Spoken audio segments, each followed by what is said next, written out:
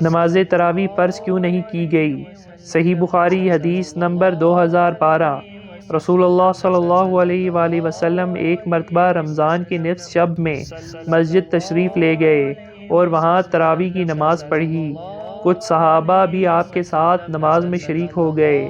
صبح ہوئی تو انہوں نے اس کا چرچا کیا، چنانچہ دوسری رات میں لوگ پہلے سے بھی زیادہ جمع ہو گئے اور آپ صلی اللہ علیہ وآلہ وسلم کے ساتھ نماز پڑھی۔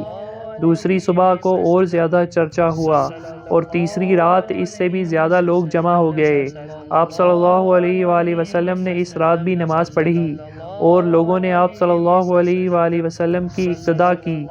چوتھی رات کو یہ عالم تھا کہ مسجد میں نماز پڑھنے آنے والوں کے لیے جگہ بھی باقی نہیں رہی تھی، لیکن اس رات آپ برآمد ہی نہیں ہوئے، بلکہ صبح کی نماز کے لیے باہر تشریف لائے۔ جب نماز پڑھ لی تو لوگوں کی طرف متوجہ ہو کر شہادت کے بعد فرمایا، اما بعد، تمہارے یہاں جمع ہونے کا مجھے علم تھا، لیکن مجھے خوف اس کا ہوا کہ کہیں یہ نماز تم پر فرض نہ کر دی جائے اور پھر تم اس کی ادائیگی سے عاجز ہو جاؤ۔ چنانچہ نبی کریم صلی اللہ علیہ وآلہ وسلم کی وفات ہوئی تو یہی کیفیت قائم رہی۔